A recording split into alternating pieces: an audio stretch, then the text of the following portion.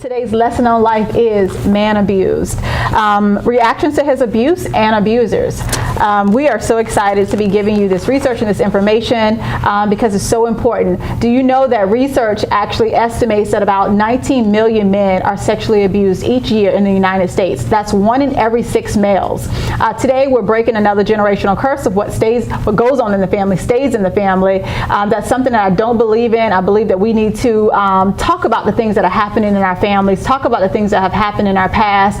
There is no sort of moving forward in our future if we don't deal with the things that have happened in our past. I know a lot of people don't like to talk about the past, but it's important to talk about those emotions. I'm not talking about fighting or family feuds and those type of things, but there are some things that do need to come out. And if you've been hurt by something in your family, it doesn't matter how old you are, now is the time to really talk about those things. So today we're going to break that generational curse by allowing one man to share his story of abuse. His hope is that his testimony actually will help other people tell their story, break free from shame, and also empower them to find healing, because we know that there's power in the healing of our brokenness. Amen. Yes. Each week we've been sharing a portion of Alan's story, followed by a discussion with the interviewer, Miss Michelle Howard. And so today we're going to do the same. So let's hear from Alan. I want to know how you feel being molested from age 9 to age 12 by 2 family members. How that impacted your life, or has it impacted your life? It has impacted my life because I feel that they raped me. I don't think family members should do that. You're absolutely right. So, at this point in your life, how do you feel that have you worked through it? Have you made peace with it? How did you continue to go on with this secret? I pray to God, and I also, when I see them at family functions, I also look at them, not every time, but sometimes I look at them and I'm like, do you actually really know what you've done to me? What else would you say to them? If you had the opportunity to sit them, they were sitting down right now, what would you say to them? It wouldn't be no saying, it would be a beating. So you would aggressively attack them. But if all you could do was tell them how you felt, what would you say to these 2 predators? Why would you do that to a sissy boy that you knew that you had as a cousin? Why would you do that to me? Don't you know that you snatched a lot of stuff from me? Don't you think I don't stand there and look at you and wonder, do you remember what you've done to me? You've done a lot of damage to me. They were sitting here right now. What would you want them to say to you? Apologize. Apologize to me. Because you took something from me that you should never have taken from a relative in the first place. And do you feel, what is it exactly that you feel they took from you?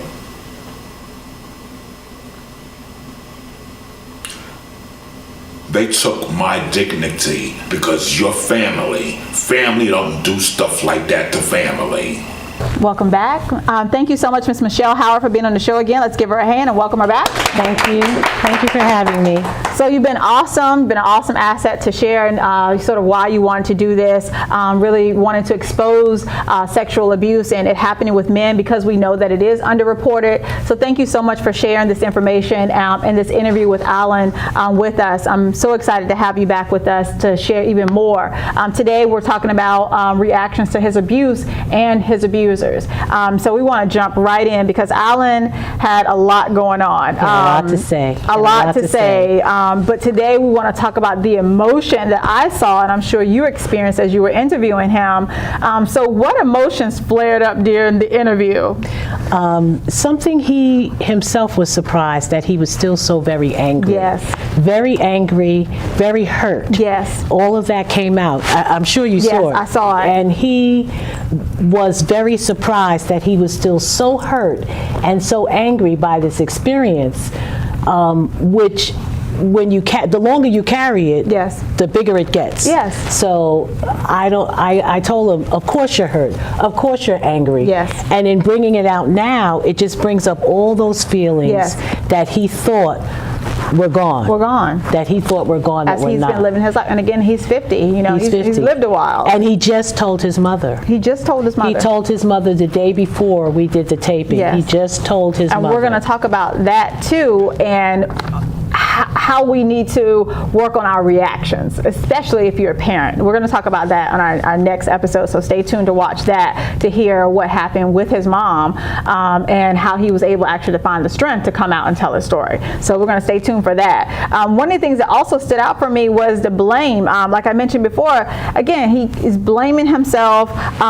Did you feel like he had internalized most of these emotions? Yes. And he said that he was in counseling and it started coming out in counseling, Yes. but he did not realize how hurt he really Yeah. was by it and how angry he was, even today. And just him talking about it, how angry he was. Exactly. You know, how Yeah. he became angry all over again. All over again. And that's something that he has carried with him. Imagine carrying all that hurt and anger. And he's 50. Yes. And this happened when he was a child. Yes. And to carry all that anger, it's amazing that he Yes. hasn't blown up. He hasn't exploded. Exactly. You know, he hasn't exploded. And one of the things that, I'm not sure if we mentioned, but Alan's abuse started when he was 9. 9 years old. 9 years old. 9 years old. And it went on for Till he was about 12 or 13, 12 I or think he 13 said. years Yeah. old. So just to give you a little bit of backstory before we get into why he's feeling these things, because you see it in the video with Alan. We talked about, you probably saw that part in video 1, but it happened with 2 relatives. Then he went on to have a sexual relationship with 2 boys in his building. Yes. They were the same age at that point, but this is after the abuse. So there was a lot going on. I'll get back to also in the video clip that you all just saw, you hear Alan very sort of in an angry way say, "They raped me," Exactly. as though he's really getting it out that this happened by family members. Yes. And so we're going to talk more about that. But some of the common reactions, because we want to help young men and older men to understand some of those reactions that might happen due to abuse. So some of the common reactions for folks who are sexually assaulted or abused are anxiety, depression, of course, fearfulness, and some may actually experience those PTSD or post-traumatic stress Yes. disorder or PTSD symptoms.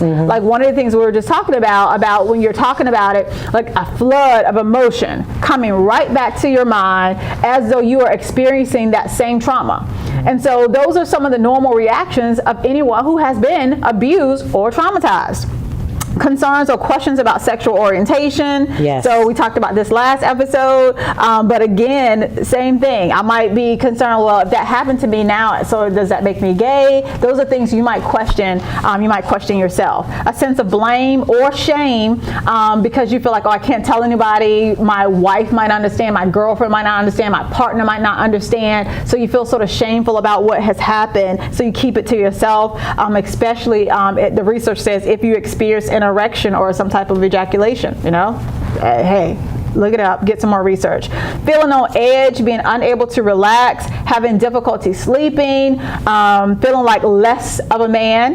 That's really important to note because only you will know that, okay? Right. And fear of the worst happening, sort of a shortened future, that anxiety that's related to that. Withdrawal from relationships, which you talked about, sort of how it affects all of the relationships. Withdrawal from friendships, and sort of increasing your sense of isolation. Those are all typical signs of abuse, and so we want to make sure that as a young man or older man that you understand some of those symptoms you might be going through. Okay. Also, what he didn't say in the interview, but when we had spoken at length about was that he would make it a game, like it happened to someone else. Okay. And that was how that was part of his coping mechanism. We call he that would pretend, disassociation. yes, he would pretend that that it happened to someone else, that it didn't happen to him. Because one of the things that we know is that for trauma that is so bad, when people can't, I've heard women say this as well, like I lay there and I act like it's not me, it's not happening to me, I go somewhere else.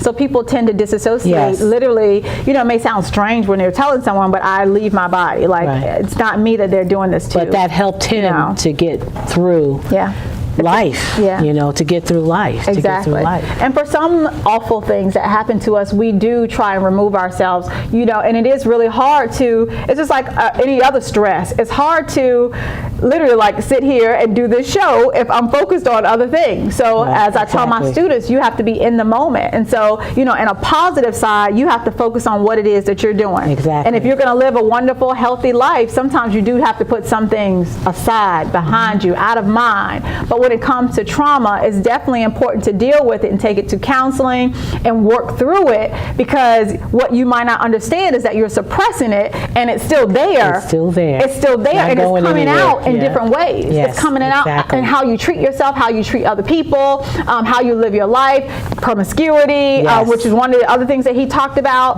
those type of things, and your lifestyle. And so we want to make sure that you are dealing with these symptoms in a healthy way, that you're not just putting them aside because you are trying to live, you're trying to cope, but you're not just suppressing them so you're not dealing with them, because they're healthy. And he said that helped him to just to live. Yeah. Just to live. It had to. helped him just to live. It had to.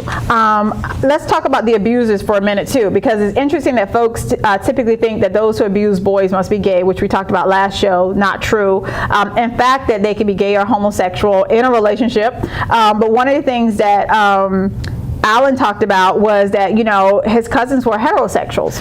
And they went on to marry and have children and grandchildren. I should say are heterosexuals. Yes, they're both still alive. They're both still alive. And so one of the things that you mentioned, his anger, that he said was family just don't do stuff like that to family. And that's something, that's another myth, because I think that really hurt him. Yeah, it hurt him that and these were close, they were very close family, you know, so that hurt him a lot. That hurt him a lot. And so a lot of people, again, like to sort of say that, yes, it's just somebody close to you or that they're going to be gay, but it could be someone close to them that's heterosexual. I wanted to point that out. Question for you, I want to ask, Alan said that they damaged me. They took something away from me. We already talked about dignity, In what ways do you feel Alan was damaged? Because he couldn't, again, articulate sort of, I feel damaged. Well, think about it. There's so many ways that his life could have been different. I'm not talking about his sexual orientation. Yeah. I'm talking about just His living life. a life. His life. So he's exactly right in saying that it did damage he had no child. For him, he had no childhood. Yeah. Because now he doesn't trust. Yeah. He did suffer from depression. Yeah, he did. He still does. He still does. And he feels like he missed a lot because he did. Because he did. He did. As a result of this act, he missed a lot. Yeah. And he can't go back and get it now. Yeah. There's no way he can go back and get it now. And talking to people who have been abused, one of the things that hurts me, especially when that loss of innocence, is when you're talking to a child, someone who's under 18, who look at other children and say, I'm not like them. And they're not. I've known people who say, I don't want to go back to school because I'm not like those little kids. And he did. He dropped out of school. Yeah. He dropped out of school. Because they feel like, I'm so much more advanced. I've been through so much. I've seen too much. And so they don't feel like they're at that on the age, same level with them same level with Right, them. They exactly. can't have fun. They can't play hopscotch anymore. They can't play kickball. That's beneath them. They're much more mature. When in fact, age-wise, they are children. They've just been through a traumatic experience. But I also want to add, the dignity, the self-worth, the opportunity to be a parent, a respected man. And again, I want to encourage Alan and those who are watching that you can still have respect for how you treat yourself and how you demand that other people treat you. Exactly. You have not lost that. unless you give it to somebody, okay? And I don't want you to do that. So I want you to hold your head up high. Thank you so much for sharing your story. I want to thank Alan so much for allowing us to share his story and being a part of this show. And that's why I keep bringing him up, because I want you to know, I want you to know that we think that you're courageous. Yes. We thank you for sharing that. And I'm acting as though you are here with us. And so again, I want to thank Miss Michelle Howard. You've done a great job again. Thank you. Just sharing this story, helping Alan to share his story. Yes, I know you're doing some great work in the community. Share with our audience some of the things that you're doing and how they can be a part of that. Okay, well, I'm going to be starting a life skills workshop. It will be held at the Mount Olive Baptist Church. That's 310 North Bird Neck Road. That's in Virginia Beach, Virginia, 23451. The first workshop will start on November the 4th. It's a 12-week workshop, and it's going to assist you in seeking gainful employment, managing your finances, having a healthy self-esteem, learning effective communication skills, re-educating you, healthy solutions, resolutions, and we want to do this by encouraging, enlightening, empowering, inspiring each other with daily affirmations, fostering a healthy self-esteem. Yes. So the workshop, you need to contact me. My name is Michelle Howard. You can contact me at 757-425-1599. That's 757-425-1599. Beautiful job. Thank you. And I want to also encourage those of you who are watching to please attend something like this. As we said last time, if you're it's life-changing. It's life-changing. It's life-changing. It's life-changing. Thank you, Michelle. And so really, if you want to change your life, if you're in between jobs, if you're sort of looking around and looking for a new job or looking for something to do in your next level living, I want you to think about attending Michelle's Life Skills Workshop so that you can take some time to learn more about communication and conflict management, but also job skills and mock interviewing, those type of things, in a comfortable environment. Yes. As you've heard from listening to Michelle, she's very easy to talk to. She's a great teacher, and so go so that she can facilitate this workshop to help you and others who might be going through something. So thank you so much for sharing that information. We'll post her contact information. Let's give Michelle Howard another hand. Thank you. Thank you so much. Thank you so much. Thank you so much for watching It's Life Changing. We'll be right back.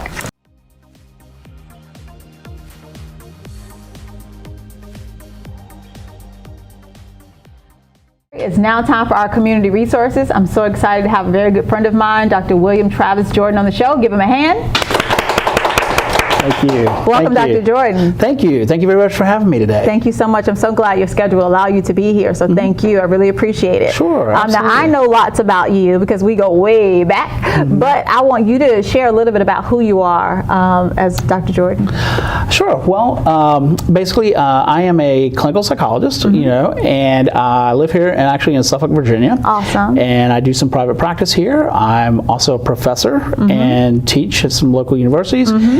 And then I'm also an ordained minister as well, and very active in my church program. And so I'm also a father of 3 children, and which also keeps me very busy. It's my other job. So and have been working out actually in the field of psychology for probably about 7 or 8 years now, as well. Yeah, it's wonderful. I think you tried to put it all in a nutshell. Well, we're going to back up, okay? Yeah. It was a brief bio. This is a brief bio, but I know that obviously Travis and I met each other in graduate school, and so even then he didn't have any children. So having known you to be a great person, you were married to your wonderful wife, Lauren. Hi, Lauren. And so you've had a wonderful experience, and during that education, you also decided to become an ordained minister. Yeah, I did. What was sort of the calling there? Like that was something you always wanted to do? Sure. Yeah. Actually, I'd always been interested, of course, at the integration of psychology and theology. And I'd always kind of tried to decide, do I want to go into ministry? Do I want to go into psychology? And then, of course, while doing my graduate work at Regent, I had the opportunity to also go to divinity school at the same time. So I also felt a strong calling to kind of go into ministry. And it was interesting as I found out, as I was going through divinity school, and of course just learning on your own and kind of solidifying some of the calling that you had on your own life, I really, found that, my calling is really more of a marketplace ministry type of ministry, working with people. But it helped to going to divinity school to really solidify a lot of my own beliefs and, of course, expound on your own knowledge of faith and being able to, and to work with people. So I found it was, really exciting to kind of be able to do that, at the same time. But I'd always felt drawn, into both, working with people from not only, a psychological side, but also a spiritual side as well. Yeah, and I want to add, because people ask, in choosing the university that we chose, well, did you get a Christian education? And I say, no, I got a psychology education because that's what I went to school for and that's what they taught us. However, we did get the additional experience, a good experience of having been in that environment. And it's not for everyone, but for those of us who are looking to combine our career and our values, I think is really important. And I'm biased, but I think that it's important for you to go and see someone who knows who they are and whose they are, okay? Who knows what they want to do and where they're coming from. There are going to be a lot of counselors, I tell my students, who do not have a solid foundation in Christ or in Christianity or in spirituality or in anything. I remember one supervisor actually telling me about sort of how I was working with someone, and she was like, well, I basically tell them if they're stressed, go get a drink. That may work for some people, but that's not very nice, to tell someone who's a recovering alcoholic. Someone in deep depression.